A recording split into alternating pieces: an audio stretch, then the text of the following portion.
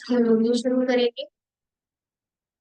आज 19 जून 2024।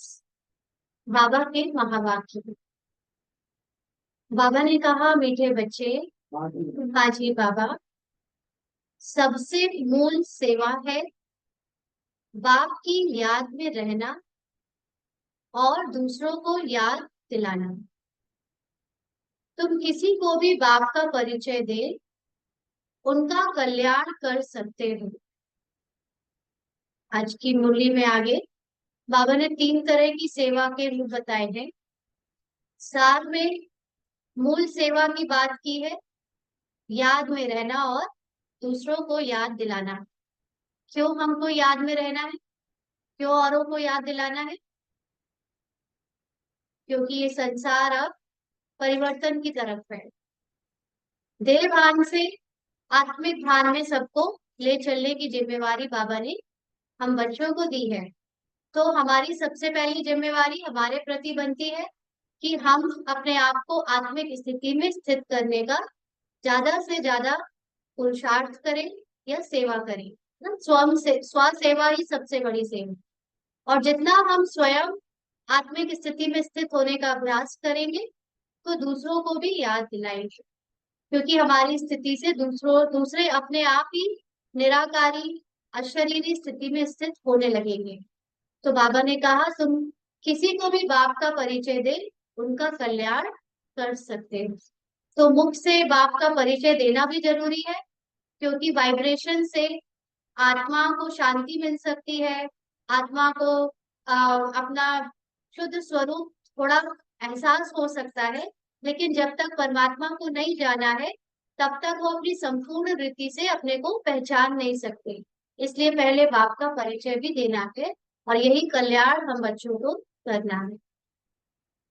आज का प्रश्न है, कौन सी एक छोटी सी आदत भी बहुत बड़ी अवज्ञा करा देती है? उससे बचने की युक्ति क्या है? बच्चों में कौन सी एक छोटी सी आदत है जो बहुत बड़ी अवज्ञा करा देती है, और उससे बचने की युक्ति क्या है? हाँ, अच्छा। बाबा ने उत्तर दिया, अगर किसी में कुछ छिपाने की व चोरी करने की आदत है तो भी बहुत बड़ी अवज्ञा हो जाती है। कहा जाता है, कप का चोर सो लक का चोर। लोभ के वश भूख लगी तो छिपाकर बिना पूछे खा लेना, चोरी कर लेना, यह बहुत खराब आदत है। इस आदत से बचने के लिए ब्रह्मा बाप समान ट्रस्टी बनो। जो भी ऐसी आदतें हैं वह बाप को सच सच सुना दो। तो यहाँ पर बाबा ने चोरी करने की आदत को बड़ी आदत बताया। वैसे छोटी आदत भी है और बड़ी आदत भी है जो बहुत बड़ी अवज्ञा कर देती है। बाबा की आज्ञा क्या है? पहले तो आज्ञा जाने, फिर अवज्ञा का ज्ञान हो। बाबा की श्रीमत या बाबा की आज्ञा क्या है? कि जो कुछ भी तुमने अपना समझा था वो सब अब किसका हो गया है? बाबा का हो गया है। तो बाबा के यज्ञ में जो भी कुछ एक बार आपने दे दिया तो वो किसका हो गया? बाबा का हो गया। फिर बिना पूछे उसको यूज करना या अपने लिए इस्तेमाल करना या खा लेना, फिर वो क्या है? चोरी की आदत में आ जाता है ना? बहुत गहरी बात है। सोचने को तो हम ये सोचेंगे कि हम ही ने तो दिया था, है ना? लेकिन या हम देते तो रहते हैं, हम ही तो लाके रखते हैं, है ना? लेकिन लेकिन एक बार जो रख दिया वहां, दे दिया, फिर बिना पूछे बिना बाबा को इन्फॉर्म किए यूज नहीं कर सकते, है ना? ये बहुत गहरी बात है। और इसमें बाबा ने कहा, छिपाने की बात की, ना सिर्फ स्थूल चीजें, लेकिन कोई कोई बात भी जो है, तो बोलो थोड़ा बाहर बात, कोई बात भी है अगर, तो धीमे से बाबा को बताकर उसको अपनी तरफ से फ्री कर देना, है ना? उसको भी छिपाना नहीं। नहीं तो क्या है, अवज्ञा हो जाती है। तो कक का चोर सो लक का चोर। कक माने कोई छोटा सा भी अगर लग रहा है कि चोरी, तो छोटी सी बात तो थी, छोटी सी बात तो छुपाई। लेकिन बाबा ने कहा छोटी हो या बड़ी हो, चोर तो चोर है ना। छोटा चुराए या लाख चुराए, चोर तो चोर है। तो अब बाबा हमारा ध्यान इस तरफ क्यों खिंचवा रहा है, क्योंकि हमारे अंदर अब दैवी गुणों की धारणा करना बहुत जरूरी है। संस्कार में कहीं भी कुछ लेने की आदत ना रह जाए, क्योंकि देवता सदा देते हैं, कुछ भी लेते नहीं। तो बात है आदत की। ऐसा नहीं कि बाबा हमारा बाप है तो हम उनसे ले नहीं सकते, लेकिन जो आदत है बिना बताए, है ना, वो आदत ट्रांसफर होगी, तो फिर वो आदत दैवी गुणों में काउंट नहीं होगी। इसलिए सब कुछ बाबा को बताकर यूज करना है, या बाबा से परमिशन लेकर यूज करना है, या जो एक बार दे दिया उसको फिर वापस लेने का नहीं सोचना है। तो ट्रस्टी बन के रहना है। जैसे ब्रह्मा बाबा ने भी जब सब कुछ अपना ट्रस्ट के हवाले कर दिया, तो फिर बाबा ने कभी भी ये नहीं कहा कि लाओ मेरा धन, मैं कितना भी यूज करूं अपने लिए। सदा माताओं के हाथों में रहा, जिनको ट्रस्टी बनाया, और फिर उसको जैसे प्रॉपरली यूज करना हुआ होता था वैसे करते थे। ओम शांति। रूहानी बाप है, रूहानी बच्चों को समझाते हैं। बच्चे जानते हैं हम बेहद के बाप के सामने बैठे हैं, हम ईश्वरी परिवार के हैं, ईश्वर निराकार है, यह भी जानते हैं। तुम आत्म अभिमानी होकर बैठे हो। बताओ बाबा ठीक कह रहे हैं। बाबा ये जानते हैं कि तुम आत्म अभिमानी होकर बैठे हो, सब बैठे हैं आत्म अभिमानी होकर, नहीं?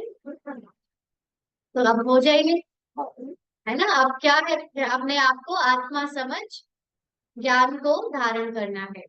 अब इसमें कोई साइंस घमंड या हठयोग आदि करने की बात नहीं, यह है बुद्धि का काम। कोई आसन लगाकर बैठे, ऐसा भी नहीं है। बुद्धि से अपने को आत्मा समझ ज्ञान को लेना है। इस शरीर का कुछ भी काम नहीं, हठयोग में शरीर का काम रहता है। इसीलिए कोई कहे कि यहाँ पालथी मार के क्यों नहीं बैठा जाता, जमीन पे क्यों नहीं बैठा जाता, आसन में क्यों नहीं बैठा जाता, क्यों नहीं बैठा जाता। बैठने को चाहे जैसे बैठो, चाहे आसन में बैठो, चाहे जमीन में बैठो, चाहे कुर्सी में बैठो, लेकिन उस बैठने से यहाँ कोई लेना देना नहीं है। यहाँ हठयोग की कोई बात नहीं, यहाँ तो बुद्धि का काम है, बुद्धि को बैठाना है। यहाँ बच्चे समझ, बाप के सामने हम बैठे हैं, जानते हैं कि बाप हमको पढ़ा रहे हैं। एक तो कहते हैं अपने को आत्मा समझ बाप को याद करो, तो मीठे बच्चों तुम्हारे सब पाप कट जाएंगे। जितना आत्म अभिमानी बनते जाएंगे, तो हमारी देह की कॉन्शियसनेस से किए गए पाप कर्मों का प्रभाव हम पर नहीं पड़ेगा। और चक्र फिर आओ, यानी ड्रामा की पूरी साइकिल में जो जो तुमने पार्ट प्ले किया है उसको याद करो। औरों की सर्विस कर आप समान बनाओ, और आत्माओं को भी जगाओ, अपने जैसा जगाओ। बाप एक एक को बैठ देखते हैं कि यह क्या सर्विस कर रहे हैं। स्थूल सेवा करते हैं, सूक्ष्म सेवा करते हैं, या मूल सेवा करते हैं। ये है तीन तरह की सेवा बाबा ने आज बताई, जिसमें से खास सूक्ष्म सेवा और मूल सेवा में बाबा ने आज एक दो शब्द यूज किए हैं, तो जरूर इनमें अंतर है ना। स्थूल सेवा क्या है, जो भी आप शरीर को यूज करके करते हो, है ना, घर कोई भी काम, फिजिकली कोई भी काम, खाना बनाना, सफाई करना, भाषण देना, ये सब स्थूल सेवा में आता है। ज्ञान सुनाना, क्योंकि मुख का यूज कर रहे हैं, फिजिकल ऑर्गन का यूज कर रहे हैं, इसलिए वो भी स्थूल सेवा में आता है। दूसरा है सूक्ष्म सेवा। सूक्ष्म सेवा यानी जब हम अपनी बुद्धि से अपने को अशरीरी या अव्यक्त स्थिति में अनुभव करते हैं, तो हमारी जो लाइट, हमारा जो प्रकाश है, वो सेवा करता है। माना हमारे से ऐसी तरंगे निकलती है, ऐसी वाइब्रेशंस, या हम संकल्पों से दूसरी आत्माओं को शुभ भावना, शुभ कामना भेजते हैं, जिससे सूक्ष्म सेवा होती है। तीसरी सेवा है मूल सेवा। मूल सेवा में कुछ नहीं करना होता। मूल सेवा में सब कुछ भूलकर बस आत्मा बनकर स्थित होकर स्थित हो जाना होता है। ना कुछ सोचना होता है, ना कुछ तरंगे फैलानी पड़ती है, अपने आप जो होना होता है।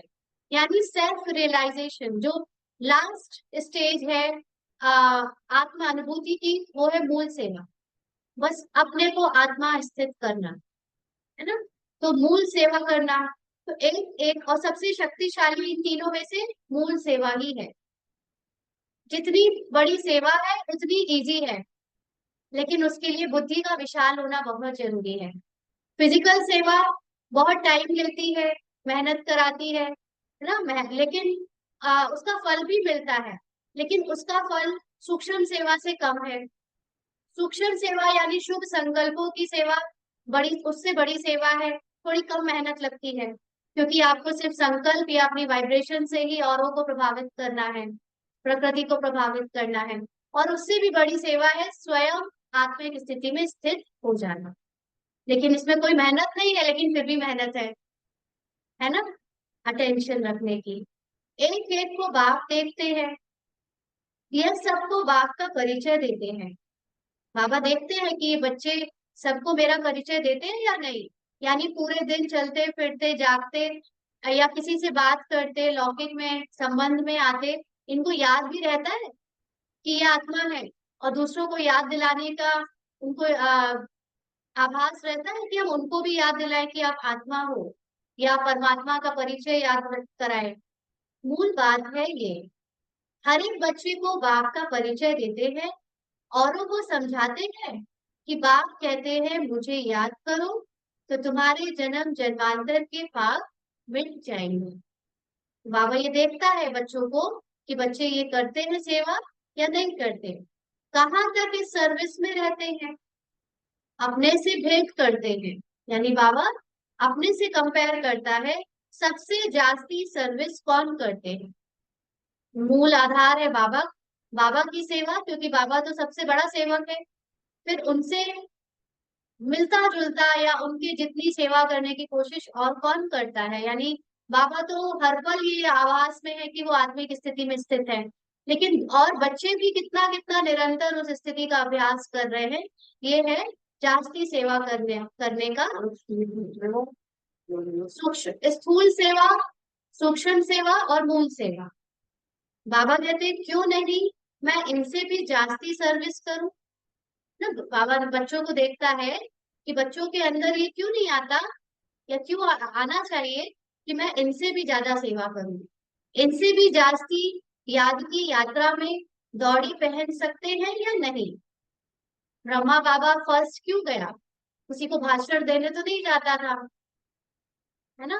लेकिन बाबा ने किसका अभ्यास सबसे ज्यादा किया, अपनी आत्मिक स्थिति में स्थित होने का, है ना। तो इसलिए सबसे फर्स्ट कृष्ण बने। हर एक को बाबा देखता है, लेकिन इसका मतलब ये नहीं कि स्थूल सेवा भी छोड़ दें, क्योंकि सूक्ष्म सेवा और मूल सेवा ये बहुत बहुत बहुत कम आत्माएं कर पाती हैं। इस मनसा सेवा तो फिर भी सीख लेते हैं, लेकिन जो मूल सेवा है उसमें कहीं धोखा ना खा जाएंगे, हम मूल सेवा कर रहे हैं तो स्थूल ना करें, है ना। शुरुआत स्थूल सेवा से क्यों होती है, स्थूल सेवा से हम सबको शुरुआत करनी ही पड़ती है। ब्रह्मा बाबा ने भी सबको कर्मों से कर्म करके दिखाया ही, स्थूल सेवा करके दिखाया, गोबर के कंडे बनाए, जमीन को झाड़ा, सब कुछ करके दिखाया, गेहूं साफ करके दिखाया। क्यों,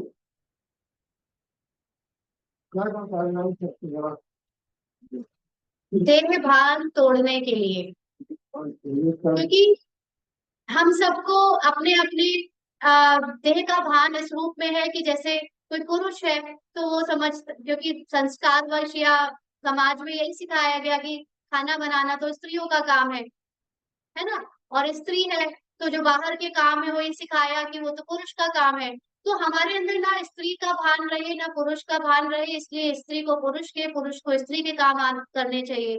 फिर जो धनवान है, जिन्होंने घर के कभी काम नहीं किए या जो अपने को हमेशा ऊंचा समझते आए, उनका वो शरीर का भार टूटे इसके लिए झाड़ू पोछा बर्तन, बाबा ने कहा सब काम करके देखो। लोगों को जब ज्ञान सुनाने जाओगे, मतलब स्थूल रूप से या वाणी की सेवा करोगे, तो तुम्हें वो जब कुछ कहेंगे तो तुम्हारा अहंकार टूटेगा।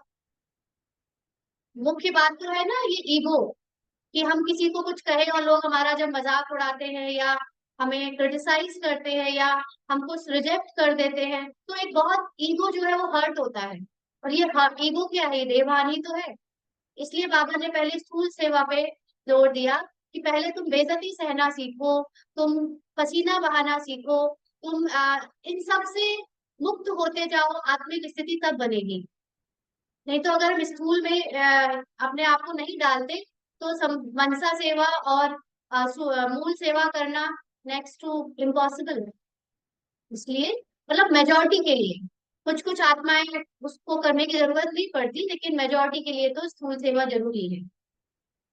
तो बाबा कहते हैं कि इनसे भी जास्ती याद की यात्रा में दौड़ी पहन सकते हैं वह नहीं। बाबा ये चेक करते हैं बच्चों में, हर एक को बाबा देखता है। बाबा हर एक से समाचार पूछते हैं, क्या क्या सेवा करते हैं, कोई को बाप का परिचय दे, उनका कल्याण करते हैं, टाइम वेस्ट तो नहीं करते हैं। क्योंकि अभी तक क्या किया हम सब ने, टाइम वेस्ट ही तो किया। भले नौकरी करे चाहे व्यवसाय करे, लेकिन कितनी देर धंधा कमाई करते हैं, बाकी के समय क्या करते हैं, प्रपंच करते हैं, चिंता करते हैं, यहाँ वहां की प्रदर्शन करते हैं, है ना। तो टाइम वेस्ट तो नहीं करते हैं। मूल बात है ही यह, इस समय सब ऑर्फन है, बस किसी को अपने बाप का परिचय नहीं है, परमात्मा का परिचय नहीं है। बेहद के बाप को कोई भी नहीं जानते। बाप से वर्षा तो जरूर मिलता है। तुम बच्चों को मुक्ति जीवन मुक्ति धाम दोनों बुद्धि में है। सतयुग और आत्मा का असली घर असली स्वरूप दोनों बुद्धि में है। बच्चों को यह भी समझना है कि हम अब पढ़ रहे हैं, फिर स्वर्ग में आकर जीवन मुक्ति का राज्य भाग्य लेंगे।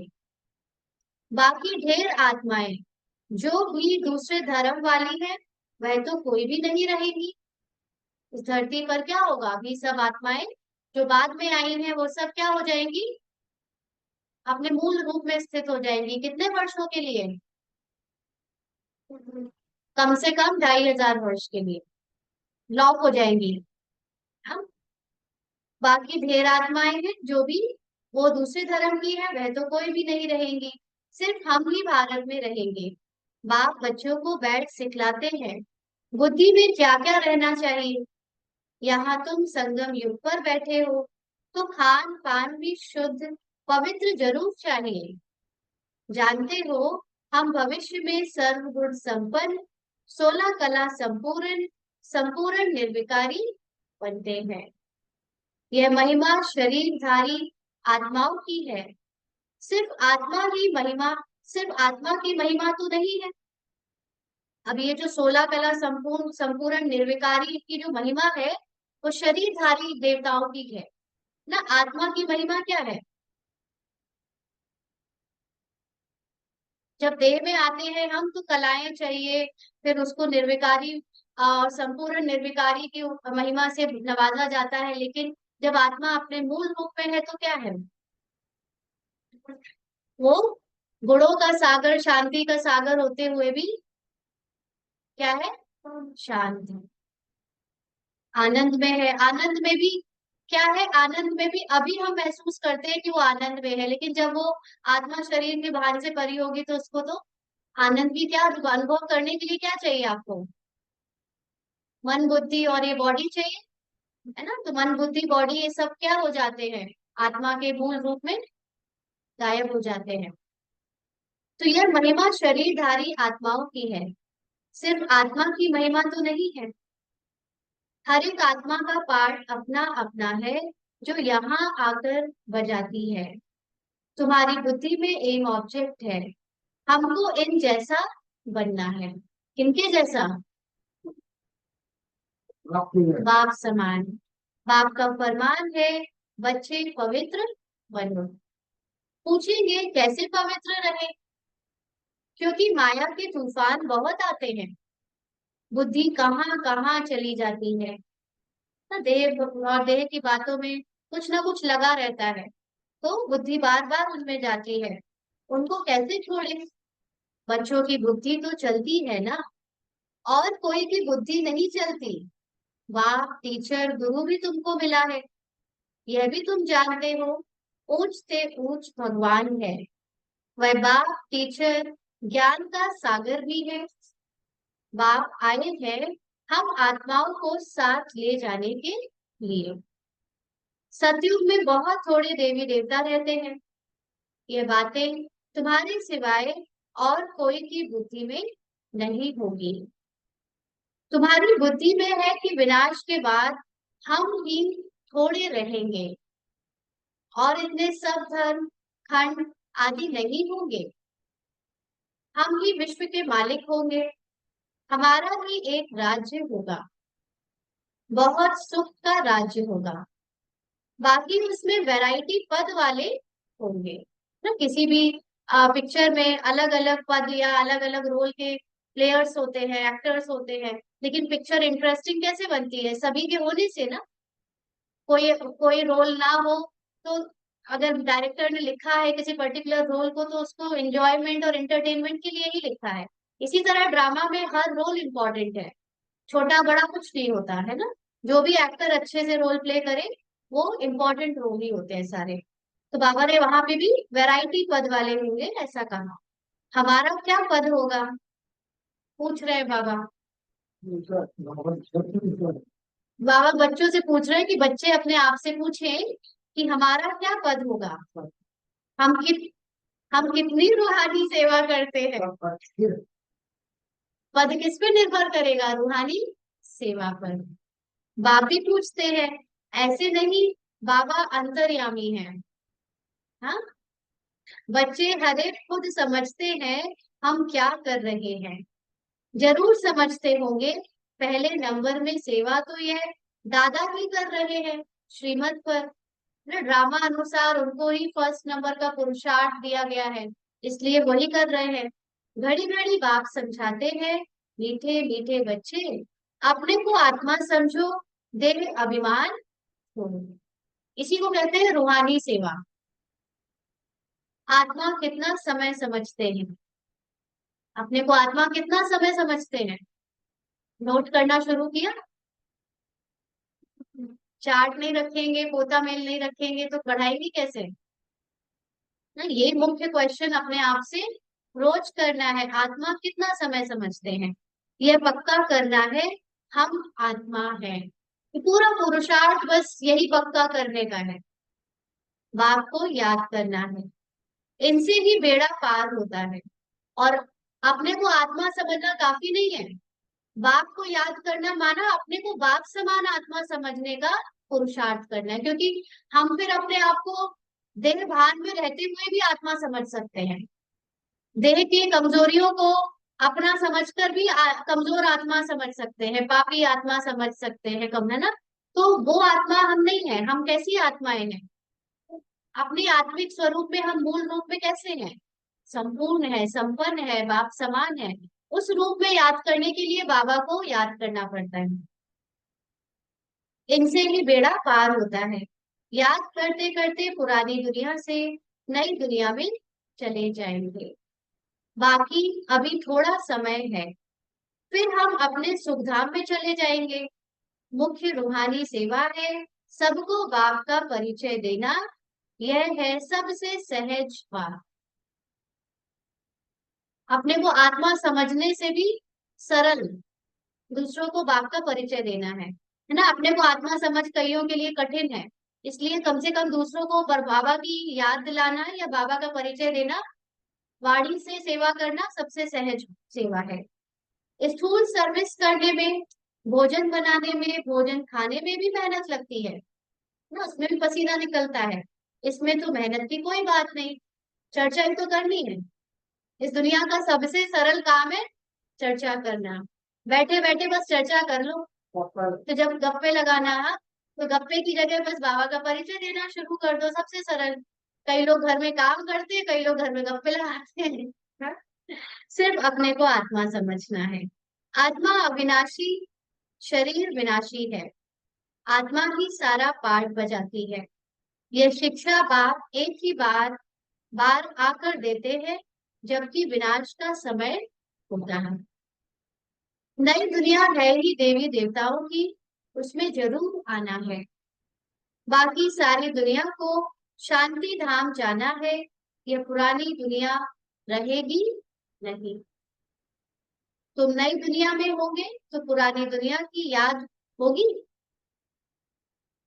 होगी? नहीं होगी, कुछ भी नहीं। तुम स्वर्ग में ही होंगे, राज्य करते होंगे। यह बुद्धि में रहने से खुशी होती है। स्वर्ग को अनेक नाम दिए जाते हैं, नर्क को भी अनेक नाम दिए हुए हैं। पाप आत्माओं की दुनिया, हेल, दुख धाम। स्वर्ग के नाम बताओ। जन्नत, हेवन, पैराडाइज और फूलों का बगीचा और अल्लाह का बगीचा और सतयुग, सुख धाम और शांति धाम नहीं है। शांति धाम तो मूल वतन है। परम धाम को शांति धाम कहते हैं, सुख धाम कहते हैं उसको, खुशियों की दुनिया। ठीक है। अभी तुम बच्चे जानते हो, बेहद का बाप एक ही है।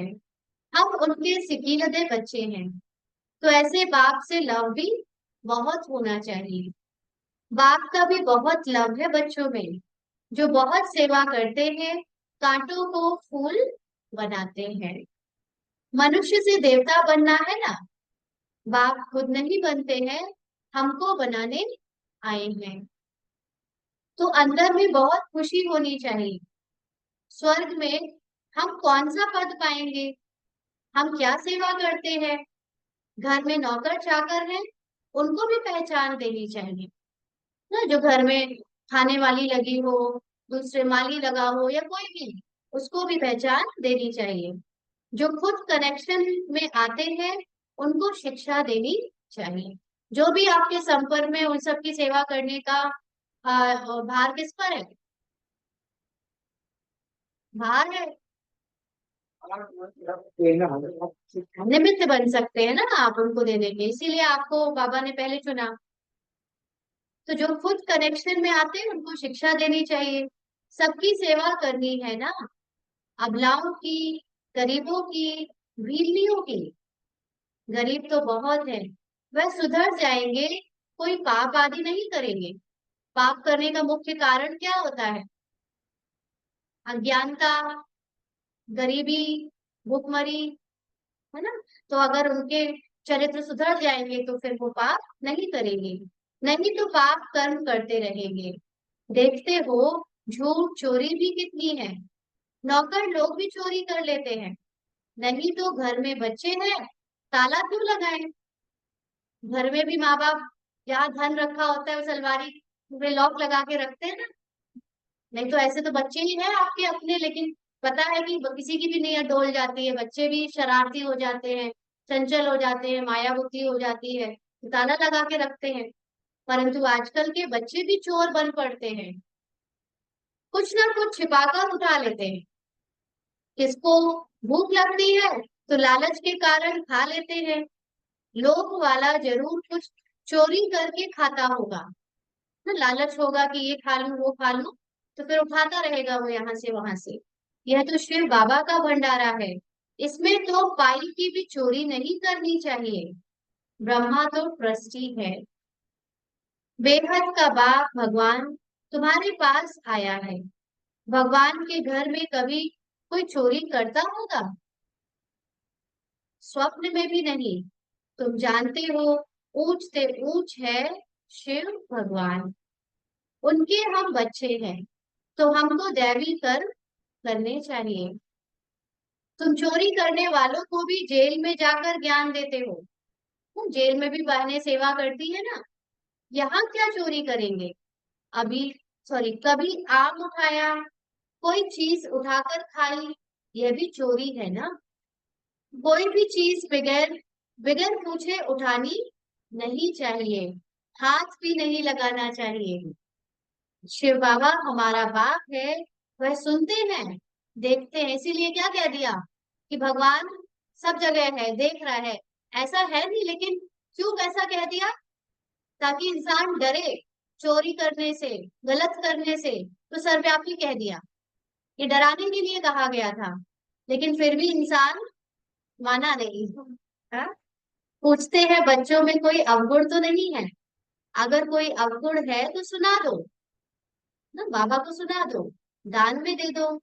दान में देकर फिर कोई अवज्ञा करेंगे तो बहुत सजाएं खाएंगे।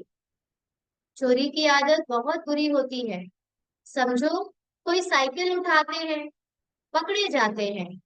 कोई दुकान में गए, बिस्किट का डब्बा छिपा लिया, या कोई छोटी छोटी चीजें छिपा लेते हैं।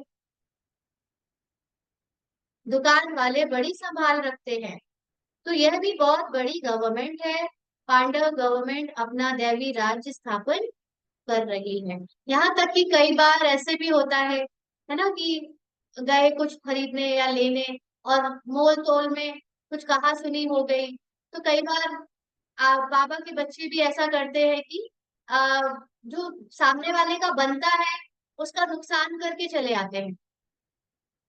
ये भी गलत है ना। ज्यादा भले दे दो, कम किसी को ना दो ना। तो बहुत ध्यान रखना है हर चीज में। तो दुकान वाले बड़ी संभाल रखते हैं, तो यह बहुत बड़ी गवर्नमेंट है। पांडव गवर्नमेंट अपना दैवी राज स्थापन कर रही है। बाप कहते हैं, मैं तो राज नहीं करता, तुम पांडव ही राज्य करते हो। उन्होंने फिर पांडव पति श्री कृष्ण को कह दिया है। पांडव पिता कौन है? पांडव पिता कौन है तुम जानते हो? सामने बैठे हैं ना, शिव बाबा। हर एक अंदर में समझ सकते हैं हम बाबा की क्या सेवा करते हैं। बाबा हमको विश्व की बादशाही दे, खुद वानप्रस्थ में चले जाते हैं। कितनी निष्काम सेवा करते हैं, सब सुखी और शांत हो जाते हैं। वह तो सिर्फ कहते हैं विश्व में शांति हो। दुनिया वाले सिर्फ शांति की ही गुहार करते हैं, सुख की तो पूछते नहीं, क्योंकि वो सुख ही तो अभी समझते ही है साइंस के आधार पर, या जिसके पास धन है उसके आधार पर। तो सोचते हैं शांति और मिल जाए बस। शांति की प्राइस देते रहते हैं। जो लोग शांति के लिए थोड़ा बहुत एफर्ट करते हैं सोशल में, सोशल सर्विस द्वारा, उनको शांति की प्राइस देते रहते हैं। यहाँ तुम बच्चे जानते हो, हमको तो बहुत भारी प्राइस मिलती है। क्या प्राइस मिलती है शांति की स्थापना करने में? हाँ, पैराडाइज, स्वर्ग।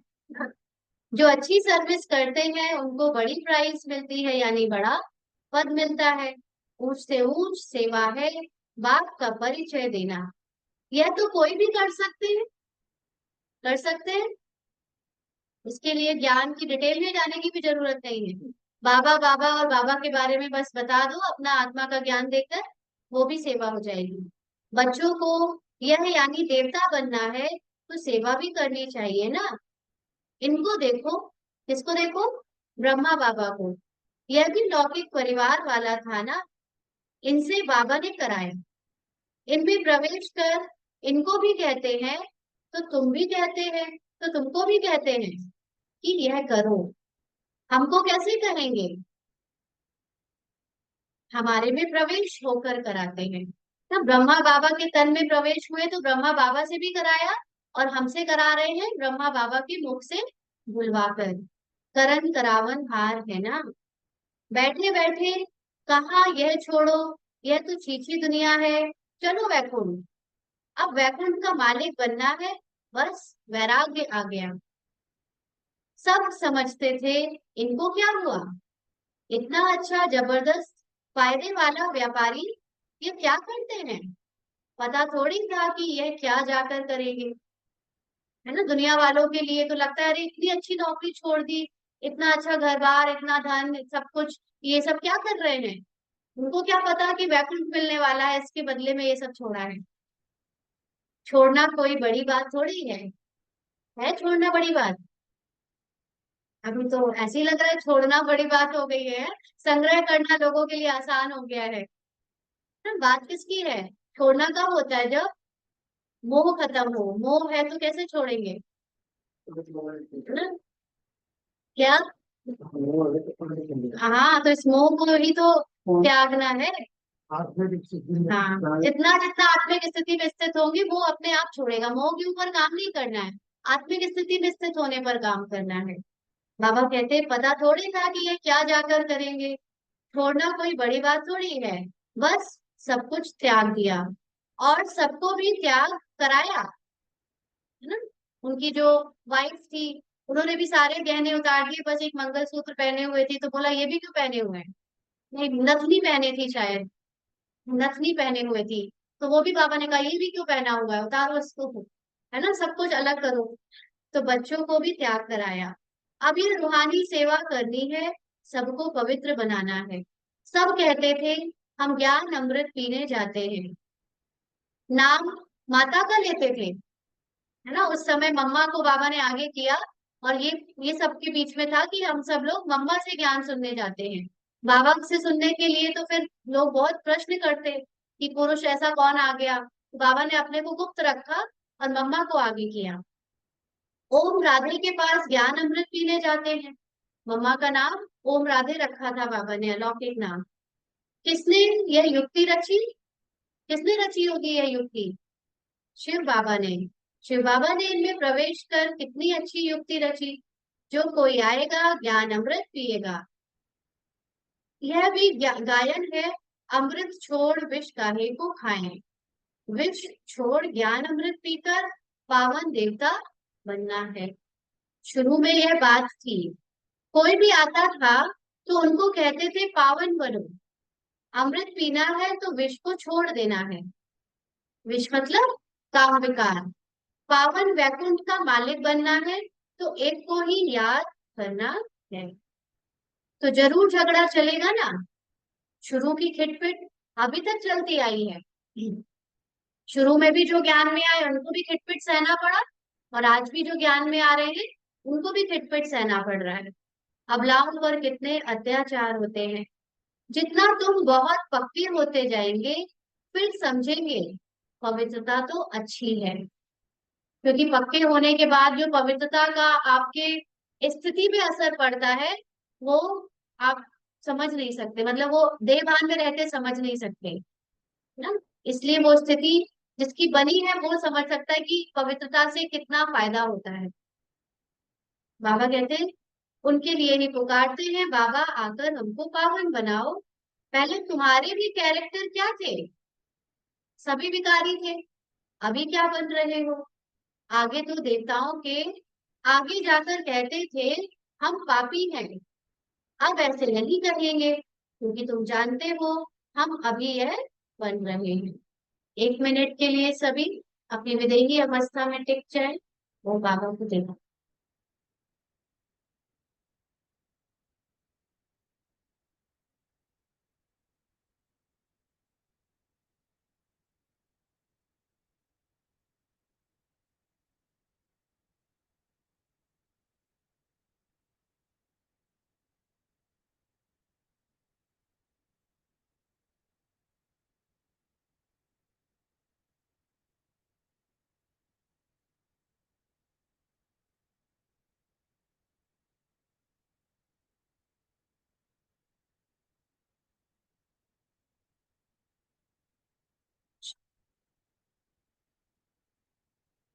बच्चों को अपने से पूछना चाहिए हम कहाँ तक सेवा करते हैं। जैसे भंडारी है, तुम्हारे लिए कितनी सेवा करती है भंडारी, वो जो किचन में खाना बनाती, कितना उनका पुण्य बनता है, बहुतों की सेवा करती है, तो सबकी आशीर्वाद उन पर आती है। बहुत महिमा लिखते हैं ना बाकी सब लोग तो। हाँ, भोली दादी, राइट। तो वो तो बाकी लोग तो ज्ञान सुनाकर जाते, थके हारे आते, लेकिन कोई उनको बना बनाया भोजन दे दे तो कितनी उसको दुआ मिलेगी, है ना। आप पुरुष भी या कोई घर से बाहर से घर आता है बना बनाया सब मिल जाए तो दुआ दे या ना दे, लेकिन उसकी जो स्थिति है उससे अपने आप दुआ निकलती है। प्रसन्न होते हैं, प्रसन्न हो चाहे ना हो, अब किसी को टेस्ट चाहिए और वैसा खाना नहीं बना तो फिर वो क्या करेंगे, है ना। प्रसन्न की बात नहीं है ये तो फिर अपने लेकिन मुख्य बात है कि उसकी भूख तो मिटी ना शरीर की। बहुत महिमा लिखते हैं, भंडारी की तो कमाल कितना प्रबंध रखती है ना। भंडारी जो थी भोली दादी, बहुत ध्यान रखती थी। कोई कभी भी आ जाए, रात को भी पार्टी आ जाए 2 बजे, तो भी उठ के उनकी टीम उनके साथ सोती थी और उठकर खाना बनवाने के लिए वो चली जाती थी। कभी किसी बात में ना नहीं, बाबा ने जब जो प्रसाद, जब जो खाने के लिए बोल दिया, एवर रेडी हमेशा, है ना। अपना कोई उनका उसमें वो ही नहीं था, यही त्याग उनका। बाबा ने उनको बोला कि कितना आगे ले गया। यह तो हुई स्थूल सर्विस, सूक्ष्म भी करनी चाहिए। बच्चे कहते हैं बाबा, ये 5 भूत बड़े तीखे हैं, जो याद में रहने नहीं देते, है ना। बाबा की याद में रहना सूक्ष्म सेवा में आता है। योग लगाना सूक्ष्म सेवा है, ये भी होना चाहिए। लेकिन जो 5 विकार है, वो क्या करते हैं, बाबा की याद से गिरा देते हैं। बाबा कहते हैं बच्चे, शिव बाबा को याद कर भोजन बनाओ। एक शिव बाबा के सिवाय और कोई है नहीं, वही सहायता करते हैं। कितना भी आप मनुष्य को याद करो, लेकिन काम कौन आता है, वो शिव बाबा। गायन भी है ना, शरण पड़ी मैं तेरे। सतयुग में थोड़ी ऐसे कहेंगे, अभी तुम शरण में आए हो। कोई को भूत लगते हैं तो बहुत पीड़ित करते हैं ना। किसी किसी के अंदर जब भूत आत्मा की दूसरी इविल सोल की प्रवेशता हो जाती है, तो जैसे उस सोल की पूरी बॉडी यूज करके उसको बहुत परेशान करते हैं। हाँ, नहीं होते ऐसे। वो हिसाब किताब जब तक है वो करते हैं। वो तो दिखावा है। बागेश्वर धाम में भी 1-2 की पर्ची तो निकलती है, सबकी थोड़ी ना निकलती है। पता नहीं, सबका तो सब कुछ नहीं होता। होता भी है, लेकिन परेशान तो हो ही जाते हैं ना, जिसके अंदर प्रवेश किया तो बाबा कहते हैं वह अशुद्ध सोल आती है। तुम्हारे को कितनी भूत लगे हुए हैं, दूसरी सोल प्रवेश करती नहीं करती वो तो अलग बात है। अपने भी काम, क्रोध, लोभ, मोह, अहंकार, देहभान, है ना, ये भूत तुम्हारे को बहुत पीड़ित करते हैं। वह अशुद्ध सोल तो कोई कोई को तंग करती है। ये भी एक बहुत बड़ी आ, मिथ है। जैसे भी हम किसी को देखते हैं कुछ गलत करते हो, जैसे किसी किसी के बच्चे गलत संगति में पड़ जाते हैं, कुछ उल्टा सीधा खाने पीने लगते हैं, तो माँ बाप परेशान हो जाते हैं, इसके ऊपर ना किसी दूसरी आत्मा का प्रभाव हो गया, इसको झाड़वाओ फुकवाओ। ऐसा नहीं होता है, वो उसके खुद के विकार है जो उसको परेशान कर रहे हैं। हर किसी के अंदर आत्मा नहीं घुस जाती है ना। साइकोलॉजिस्ट भी बोलते हैं कि किसी किसी में ही कुछ होता है, बाकी सबकी तो वो जो डुअल पर्सनालिटी है, अंदर की जो बुराई है वो निकल निकल के आती है। तो जो सच्चे पोजीशन वाले लोग हैं, जो सच्चे में जिनकी आत्मा घुसी है, वो तो बहुत कम है। बाकी तो सारे जबरदस्ती की अपने अंदर की बुराई जो है उसी को दिखा रहे हैं, या वही निकल के आ रही है। तो बाबा कहते हैं भाई अशुद्ध सोल तो कोई कोई को तंग करती है। तुमको पता है ये 5 भूत तो 2500 वर्ष से चलते आ रहे हैं। तुम कितने तंग हो पड़े हो, इन 5 भूतों ने कंगाल बना दिया है। दिल अभिमान का भूत है नंबर 1। काम का भी बड़ा भूत है, उन्होंने तुमको कितना सताया है, यह भी बाप ने बतलाया है। कल कल तुमको यह भूत लगते हैं, यथा राजा रानी तथा प्रजा। पहले किसको लगते हैं, राजा रानी को, और फिर पूरी प्रजा उसी के प्रभाव में आती है। सबको भूत लगा हुआ है, तो इसे भूतों की दुनिया कहेंगे ना। ना सिर्फ इविल सोल भूत होते हैं, लेकिन ये सारे विकार भी भूत होते हैं। रावण राज्य माना आसुरी राज्य, सतयुग त्रेता में भूत होते नहीं। एक भूत भी कितना तंग कर देता है, इनका किसी को पता नहीं है।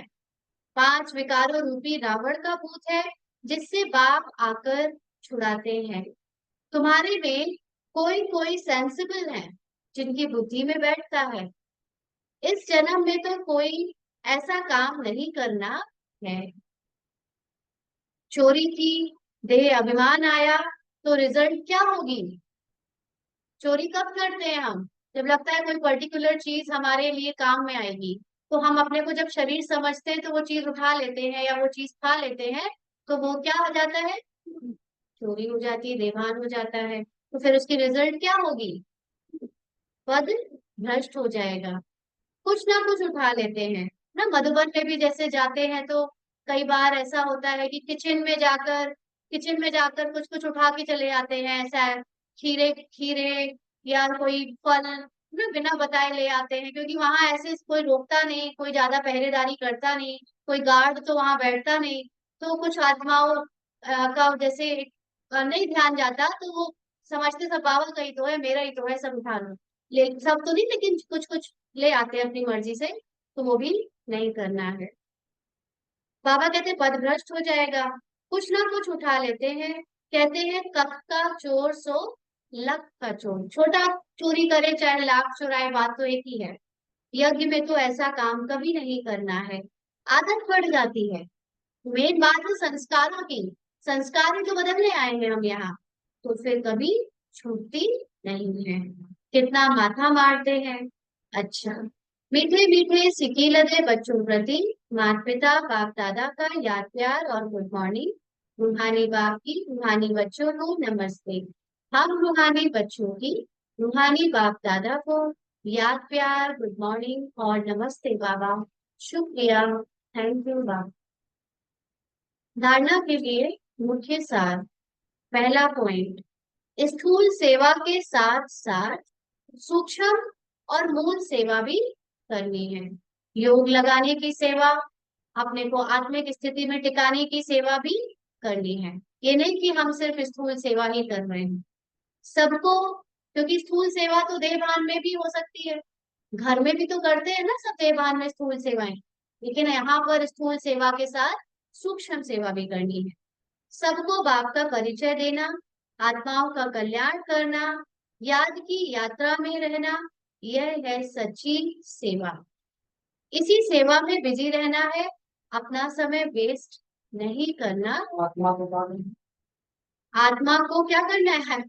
आत्माओं का कल्याण करना है, उन्हें ज्ञान सुनाना है, बाबा का परिचय देना है ना, उनको भी अपने जैसा बनाना है। अपना समय वेस्ट नहीं करना है। सेंसिबल वन, पांच विकारों रूपी भूतों पर विजय प्राप्त करनी है। चोरी व झूठ बोलने की आदत निकाल देनी है। दान में दी हुई चीज वापस नहीं लेनी है। चोरी करने की आदत भी एक बार बाबा को सुना दी, दे दी, तो फिर वापस नहीं करनी है। वरदान है शरीर की व्याधियों के चिंतन से मुक्त, ज्ञान चिंतन व स्वचिंतन करने वाले शुभ चिंतक भव। सभी कहिए, शरीर की व्याधियों के चिंतन से मुक्त, ज्ञान चिंतन व स्वचिंतन करने वाले शुभ चिंतक भाव। तो शरीर में तो कोई ना कोई व्याधि लगी रहती है। आज ये दर्द है, कल वो है, कल बुखार है। तो ये सब की चिंता ज्यादा नहीं करनी है, क्योंकि अंत के अंत का समय है। तमो प्रधान शरीर, तमो प्रधान दुनिया, हिसाब किताब सब कुछ है। लेकिन उस समय को हमें सफल करना है, अपनी आत्मिक स्थिति में स्थित रहते हुए, या ज्ञान का चिंतन करना, स्वचिंतन करना।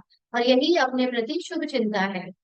एक है शरीर की व्याधि आना, और एक है व्याधि में हिल जाना ना। शरीर में बीमारी आई, हॉस्पिटलाइज्ड हुए, बीमार पड़े, चक्कर आए, लेकिन उसमें हिल जाना ये अलग बात है। व्याधि आना यह तो भावी है ना, वो तो आप हिसाब किताब की भावी है। लेकिन श्रेष्ठ स्थिति का हिल जाना, यह बंधन युक्त की निशानी है। माना अभी भी आपका किसके साथ बंधन है? शरीर के साथ बंधन है। जो शरीर के व्याधि के चिंतन से मुक्त रहे, स्वचिंतन ज्ञान चिंतन करते हैं, वही शुभ चिंतक हैं। प्रकृति का चिंतन ज्यादा करने से चिंता का रूप हो जाता है। तो ना सिर्फ ये शरीर की प्रकृति, लेकिन बाहर भी हाय गर्मी, हाय ये हाय वो भी ज्यादा नहीं करना है। आप अपने ज्ञान चिंतन में अपने प्रति शुभ चिंता करो। इस बंधन से मुक्त होना, इसको ही कर्मातीत स्थिति कहा जाता है। कर्मातीत स्थिति ये नहीं है कि हिसाब किताब नहीं आएंगे, व्याधि नहीं आएगी, सब कुछ आते हुए भी आपको वो अपनी तरफ खींचे नहीं, आपका ध्यान ना खींचे, है ना। बाबा ने जब लास्ट समय पे शरीर छूट रहा था बाबा का, तो उस समय बाबा ने बाद में आकर संदेशी को संदेश सुनाया था कि कैसे शरीर छूटा। अंत के समय में एक तरफ उनकी खांसी और उनका शरीर में जो व्याधि वो खींच रही थी उनको कि उस तरफ ध्यान चला जाए, और दूसरी तरफ बाबा की याद और अपनी आत्मिक स्थिति में स्थित होने का उनका युद्ध चल रहा था। दोनों में लास्ट में जब देखा व्याधि ने कि ये तो मेरी तरफ ध्यान ही नहीं दे रहे, ये तो बाबा की याद में आत्मिक स्थिति में ही स्थित है, तो व्याधि ने भी हार मान ली और शरीर को आत्मा ने बड़ी सहजता से छोड़ दी। स्लोगन है, स्नेह की शक्ति समस्या रूपी पहाड़ को पानी जैसा हल्का बना देती है। कोई बड़ी से बड़ी परेशानी या समस्या, चाहे घर में लौकिक वालों के बीच में, चाहे अलौकिक परिवार में हो, चाहे आपके काम काज वाले जगह पर हो, अगर अपनी स्नेह की शक्ति को इमर्ज करें हम, अपने शुद्ध स्नेह के संस्कार को इमर्ज करें हम, तो बड़े से बड़े पहाड़ जैसी चीज भी पानी बन जाती है, हल्का हो जाती है। अच्छा, ओम शांति। आज के अव्यक्त इशारे।